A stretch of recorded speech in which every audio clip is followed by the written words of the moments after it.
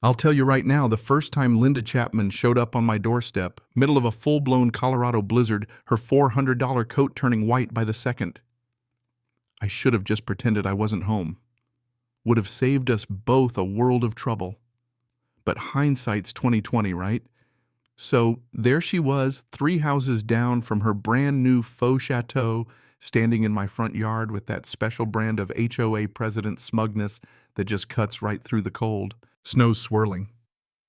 I've just finished running my brand new bright orange snowblower up and down the driveway. Thing cost me $1,500. Still had the new machine smell. I pull off my balaclava, already guessing what's coming.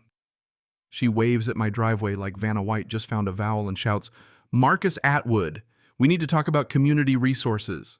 Now, I've lived in Lakewood for years, and believe me, nobody needs to talk about community resources unless they're about to ask you for something they want for free. "Linda," I yell back, "what brings you out in this mess?" She points right at the snowblower. "The HOA board thinks it should be available to all residents during this emergency. Either donate it or let us put together a schedule so everyone can use it." I laugh, genuinely thinking she's joking. She's not. "That's not happening, Linda."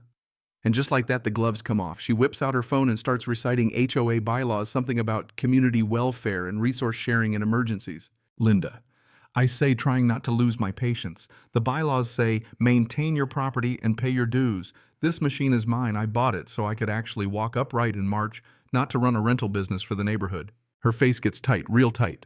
The kind of tight you see right before someone threatens legal action. "I'll be bringing this before the board," she says, and disappears into the snow, probably rehearsing her speech in her head. And I knew in that instant this thing was about to spiral way out of control. That night, I clear Mrs. Patterson's driveway. She's 78 lives alone and barely 5 feet tall in boots, so if I don't help, she's snowed in till spring. That's what neighbors do. Real neighbors, anyway. Next evening, I trudge through knee-high drifts to the community center. Turns out word travels fast when it comes to snowblowers. The place is packed, probably half the neighborhood grumbling about their frozen driveways. Linda's at the head of the table, flanked by her usual board sidekicks, Patricia, who agrees with everything, Robert, who barely says a word, and Deborah, who sometimes tries to keep the peace but mostly just looks tired. Linda gavels us to order like she's presiding over the Supreme Court. There are inequalities in our community. She starts, "Some people have expensive snow equipment while others struggle." I raise my hand. "Is this about my snowblower, Linda?" Because if so, the answer's still no.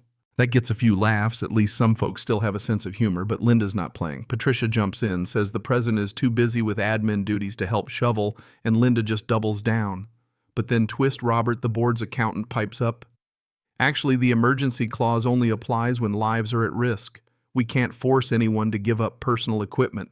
Linda's so mad you could probably fry an egg on her forehead. She threatens a special assessment to buy communal equipment. The cost $150 per household.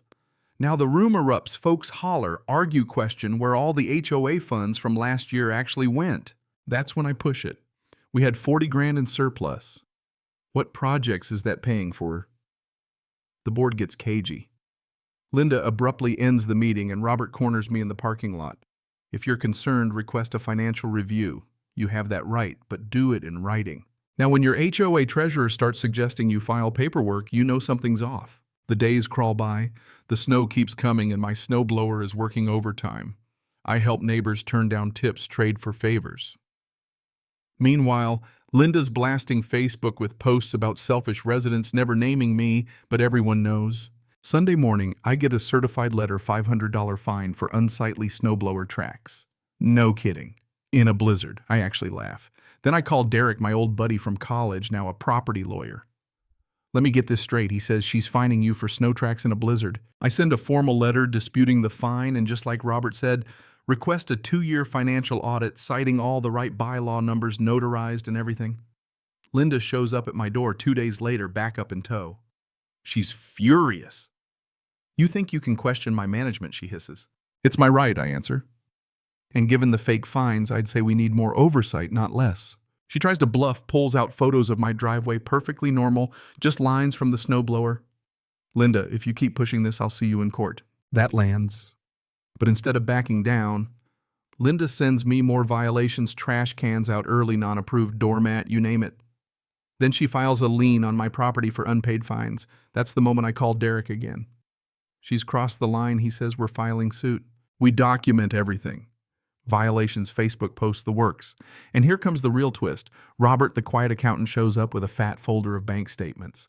Turns out Linda's been funneling tens of thousands to fake companies, Mountain View Landscaping, Alpine Snow Removal, Peak Property Management. None of them exist. She's pocketed over 60 grand. Real honest-to-God embezzlement.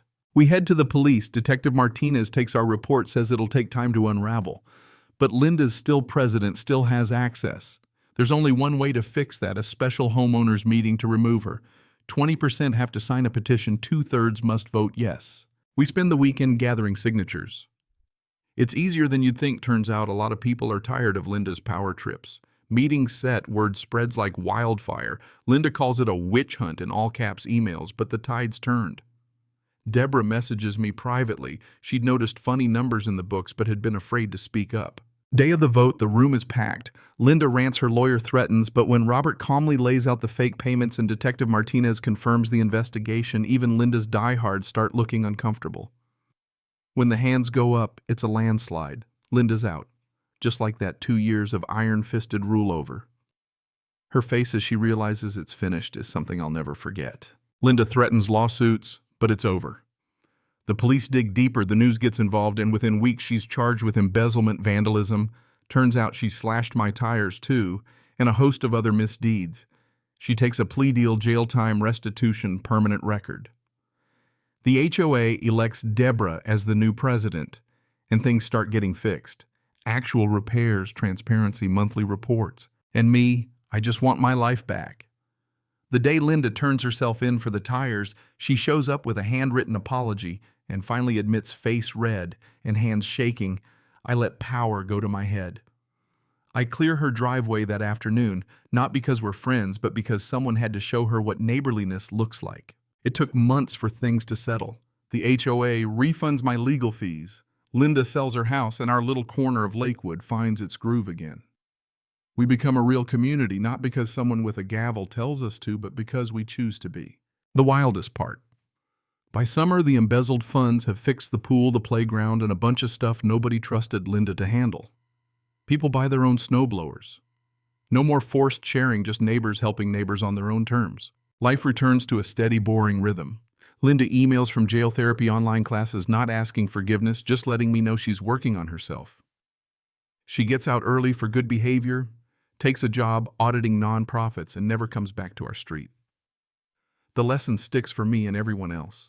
When the first snow falls the next winter, I'm out there clearing driveways by choice. People wave. Someone hands me coffee. A couple of new folks offer to trade car repairs for snow removal. Nobody demands anything. Nobody needs to. Karma did its work, justice was served, but so was a reminder. Authority means nothing if you don't have decency to back it up. That whole ordeal left me with one big takeaway. Neighborhoods aren't built on rules, they're built on people, on little acts of everyday decency. Sometimes it means standing up to bullies. Sometimes it means helping someone who absolutely doesn't deserve it, just to remind them what kindness looks like. So let me ask you, where do you draw the line between community and control? What do you do when someone in power goes too far? And have you ever had to stand your ground? Not because you wanted to fight, but because someone had to. Share your thoughts, drop your own stories below. I want to hear, what does justice look like where you live, and where do you draw the line?